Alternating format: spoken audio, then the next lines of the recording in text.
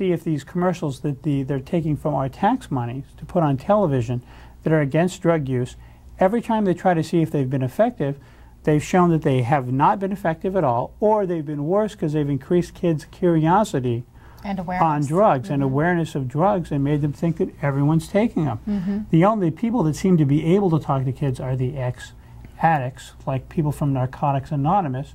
Those are the people that should be in the schools, and these are volunteers. And there's another, of course, great harm that comes from this drug prohibition, and that is the gradual corruption of police forces and the gradual corruption even of the judiciary. When alcohol was illegal in the 1920s, many police departments were totally corrupt with respect to alcohol use, and many judges took money, and there was a lot of corruption all the way through the system. And I think that thing is beginning to start again.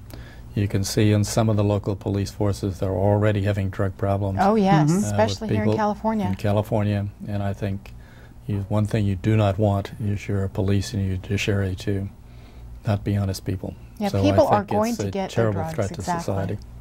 That's how they get, one of the ways they get in prisons. It's one of the ways, there are many ways, but one of the ways is through the guards because of all the money involved. And I think it's more than just starting to happen with the drug war. I think that the judiciary and lots of police have already been corrupted. I've seen lots of things of police selling drugs right out of the police cars. So it is, you're absolutely right, Ed. It is absolutely a very pressing problem. It is a pressing problem. And legalization is the answer. And you can do legalization in any number of ways, but probably a partway step would be somewhat like they legalized alcohol, that you license people to distribute it, you license drugstores to do it, you keep it away from minors, and you use some of the revenues to aid the people who have drugs and rehabilitate, medical, all of that. Also, something they do in Europe is they give drugs away to addicts with an offer of treatment. The addict might not take the treatment the first time, the second time, offer them a place to stay with counseling. And what this has done is reduce the number of people on drugs, and it's also eliminated all the street dealing. You can't make money selling drugs if someone's giving it away. That way no drug dealer or a pharmaceutical company will be able to make money hooking anyone on drugs, and it'll just be available for free with an offer of counseling. It could be, do you want to talk to a priest, a psychiatrist, a doctor, a Buddhist monk? I mean, whatever it is that makes that you think you can talk to, an ex-addict, Narcotics Anonymous, something like that. There has to be some way to reach people, because I've talked to so many people who've gotten off of drugs from so many different ways. Yoga. Talked to someone who got off of drugs from doing yoga. The reasons that people take drugs vary from person to person, and the way that they get off of them varies from person to person. And prison for everyone and for all of them doesn't seem to work for anyone. Prison's such a terrible life that it probably leads you to do things like that blot you out temporarily. Well, that's a great, we just talked about the war on drugs. How do you feel about gun control? Explain the Libertarian position on gun control. Well, the Second Amendment of the United States gives the people of the United States the right to keep and bear arms, and it's a fundamental constitutional protection. And if you're going to change that, the probably regulation is legal around the edges, but if you're going to do away with that, you have to change the Constitution. So if people want to change the Constitution, well, that's everybody's right, and then we'll have another law. But right now, the law is that people have basically the right to keep and bear arms. But aren't we kind of in between that, Ed? We have the constitutional right to keep and bear arms, but it's harder and harder and harder because of government regulation for me now to carry. Unfortunately, I got a handgun years ago when I had a 2-week waiting period where they ran my background check. It's even harder now to get any kind of a weapon to protect myself and my family. Right. Well, I think basically handguns for people who haven't been convicted of felonies are generally available. And so I think that still is available. And that certainly some crimes are committed with guns, but there are like 50 million handguns in the United States, and you're never going to keep them out of the hands of criminals. So the thought that slowing down the sale of handguns is going to have any effect on crime is wrong.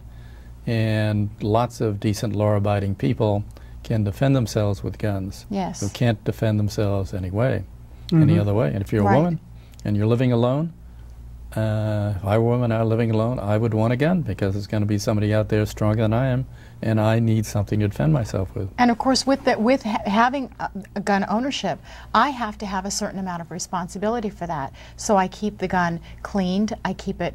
I do target practice with it so that when I use it, I don't use it frivolously, Sure. and I use it to defend myself. And so with gun ownership comes that kind of responsibility. Sure, I think it's all part of being a responsible person and defending yourself, and periodically people with guns defend others. There was a madman who broke into a Texas, I think McDonald's, with an automatic gun and started shooting, and somebody had a pistol in his pocket and shot him, and he would have killed 50 Hooray, people in the hooray. restaurant if that person hadn't had a gun. So there's a lot of good defensive things that are done with guns. And people do things like that because they know no one's there to shoot back. There was a shooting at a high school, and one of the teachers had to go out to his car, get his gun, bring it in, and stop the attack. And it was at a high school in the Midwest where we Really? had that rash of shootings. Also, another thing now is that you can't take your gun with you where you're the most vulnerable, Exactly. and that's out on the street. I have to be licensed for that, and they're not giving away license unless it's something that you have to do for your work. It isn't something that an ordinary citizen can actually get as a license for to carry a loaded weapon. So what are the differences then when you're talking about the war on drugs, for instance, and now? Well, I think in the war on drugs, I think things are going the libertarian way. That several states have passed the so-called medical marijuana laws, including California, which in theory allow people who are going to be helped medically by using marijuana to use it. And there have been several notable cases involving people in terrible pain and close to death who have been saved by marijuana. I think it's medically substantiated. And I think medical marijuana is a step. The state of Alaska, I think, has a straight legalization bill. It's going to be an initiative that's going to be in the ballot in November. And I think there's a lot of room on a state level to take action to show the federal government that people want to legalize drugs, and particularly legalize softer drugs like marijuana. So I think that's a step in the right direction. It gets people thinking. And it shows people that legalizing that drug is not going to do any harm, so let's legalize others. Yes. Yeah, and I think that that's an important distinction to make, is that a lot of people, when they hear libertarians, they say, well, that's too extreme. But you have to understand that you don't have to agree with everything we believe in. You just have to think, is that the direction that we should be going in? Because libertarians may never get everything that we want, but we will move the society in that direction as we continue to get into the local government and continue to get more people elected.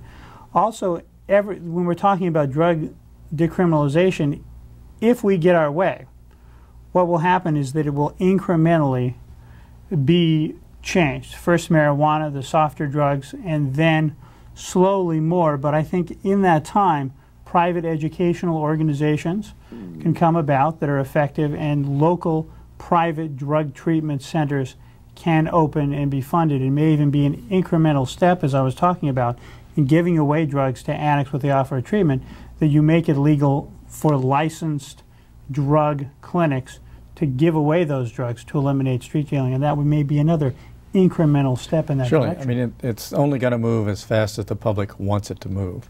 And I think nationwide the public is ready for medical marijuana. I think it should be ready in 5 years for wholesale legalization of marijuana, and other drugs should follow. And there's another benefit from legalization that we haven't really discussed, and that is the law enforcement agencies are spending 30, 40, 50% of their time trying to track down drug dealers and put them in jail, and put users in jail, and warrants and arrests and searches and undercover work and all that kind of thing. And if they didn't have to do that, they'd have a lot more time and effort for other crimes, and then there'd be fewer other crimes. Exactly. Yes. Because the burglaries and the robberies would go way down. So you could see with the legalization of drugs a very substantial reduction in the crime rate. And poor people are the people who suffer from crimes. Tough neighborhoods are the neighborhoods where crimes are committed. Oh, yeah. And it's going to be good for the safety of poorer people. Yeah, the drug war is especially harmful to poor people because a lot of the people that are going